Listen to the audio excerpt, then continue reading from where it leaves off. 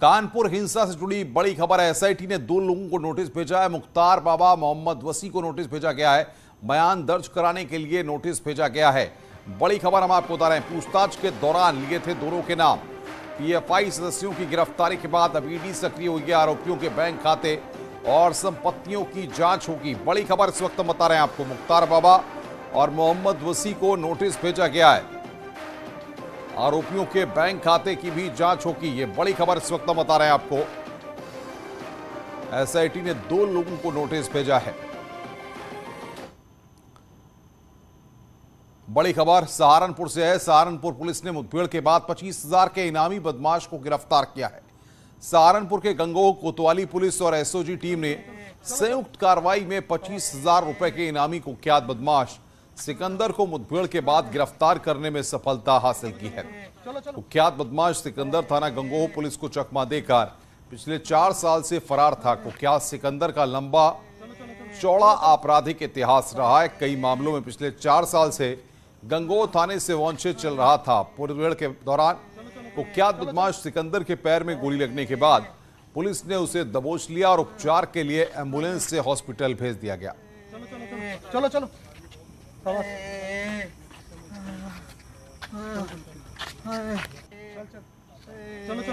चलो चलो चलो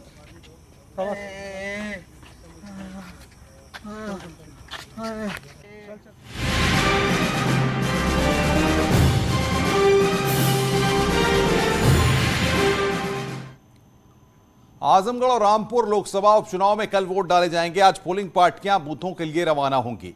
आजमगढ़ में बीजेपी की ओर से दिनेश लाल यादव निरहुआ और एसपी की ओर से धर्मेंद्र यादव चुनाव मैदान में हैं। वहीं रामपुर में बीजेपी उम्मीदवार घनश्याम लोधी और एसपी की ओर से आसिम रजा चुनाव मैदान में हैं। तो लोकसभा उपचुनाव के लिए कल वोट डाले जाएंगे। पोलिंग पार्टियां आज बूथों पर रवाना होंगी। आजमगढ़ में निरहुआ बीजेपी के उम्मीदवार हैं। समाजवादी पार्टी की ओर से धर्मेंद्र यादव को प्रत्याशी बनाया गया है। रामपुर में घनश्याम लोधी बीजेपी के उम्मीदवार हैं। एसपी की ओर से आसिम रजा उम्मीदवार बनाए गए हैं। मुख्यमंत्री योगी आदित्यनाथ आज यूपी बोर्ड के मेधावी छात्राओं से मुलाकात करेंगे। कार्यक्रम सीएम आवास पर होगा। सीएम योगी आज लखनऊ के ही हाई स्कूल और इंटरमीडिएट के टॉपर्स स्टूडेंट से मुलाकात करेंगे और उन्हें भविष्य के लिए शुभकामनाएं भी देंगे।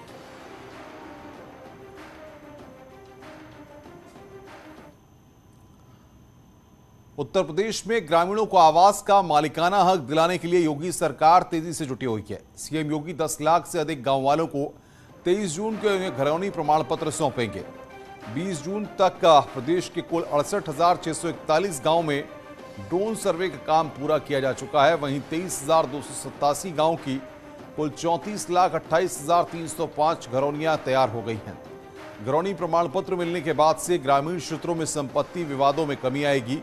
बता दें कि यूपी सरकार प्रदेश में 23 दिसंबर 2021 तक 5 चरणों में कुल 15,940 गांवों में 23,47,243 घरौनियों का वितरण कर चुकी है।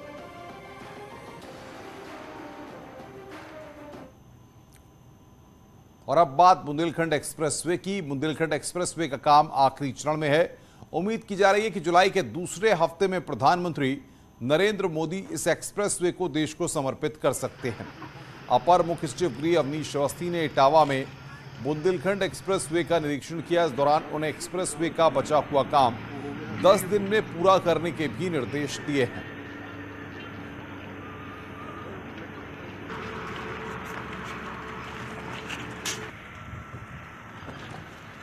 बुंदेलखंड एक्सप्रेसवे का शुभारंभ लगभग द्वितीय सप्ताह में होगा। तो अगले 10 दिन में सभी काम को पूरा करने का निर्देश दिया है। कठिन काम है लेकिन इसको तेज़ी से किया जा रहा है और आपने देखा होगा कि 27-28 महीने में सड़क बुंदेलखंड एक्सप्रेसवे का काम पूरा हो रहा है। अब हम कोशिश यही कर रहे हैं कि द्वितीय सप्ताह तक पूरा कंप्लीट करके इसका जो है उद्घाटन आदरणीय प्रधानमंत्री जी द्वारा किया जाए।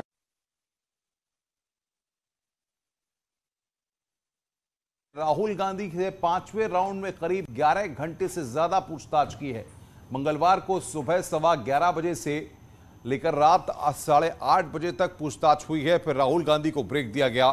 ब्रेक के बाद रात 11:30 बजे तक पूछताछ हुई है। फिलहाल ईडी ने राहुल गांधी को पूछताछ के लिए नया सम्मन नहीं दिया है। राहुल गांधी से 5 दिनों में 54 घंटे से ज्यादा की पूछताछ हो चुकी है। अब कांग्रेस अध्यक्ष सोनिया गांधी को भी ईडी ने इसी मामले में 23 जून को तलब किया है।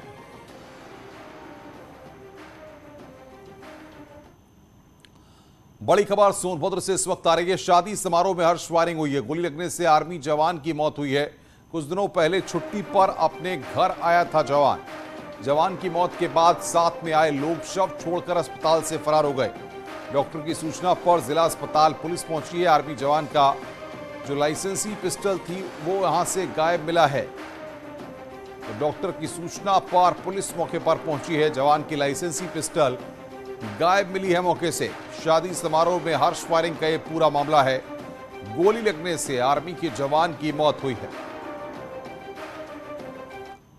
एनडीए ने द्रौपदी मुर्मू को राष्ट्रपति पद का उम्मीदवार घोषित किया है। मंगलवार को दिल्ली में हुई संसदीय बोर्ड की बैठक के बाद बीजेपी अध्यक्ष जेपी नड्डा ने द्रौपदी मुर्मू के नाम का ऐलान किया।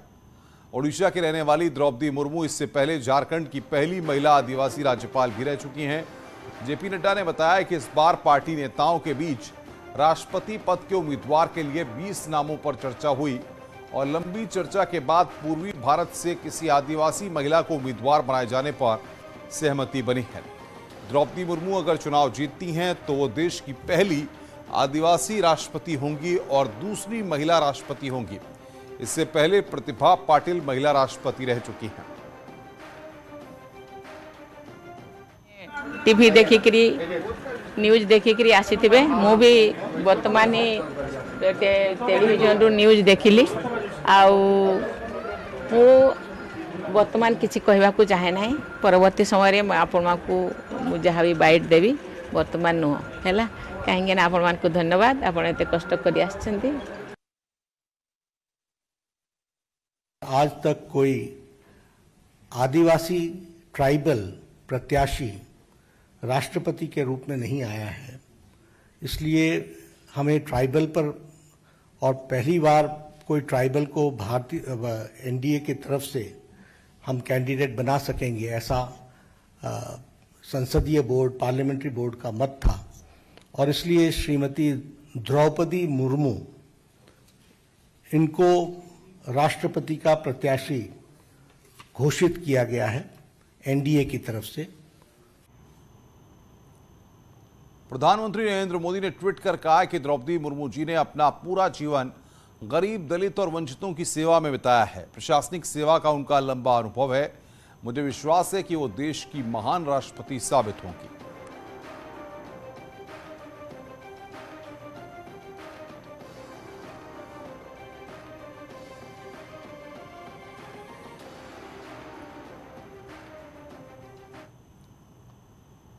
वहीं उत्तर प्रदेश के डिप्टी सीएम केशव प्रसाद मौर्य ने भी ट्वीट कर पीएम मोदी का आभार जताया। हम सबके आदर्श आदरणीय प्रधानमंत्री श्री नरेंद्र मोदी जी के सामाजिक न्याय के फैसलों को कई युगों तक याद किया जाएगा। आजादी के बाद देश की पहली आदिवासी समाज से राष्ट्रपति मिलने जा रहा है।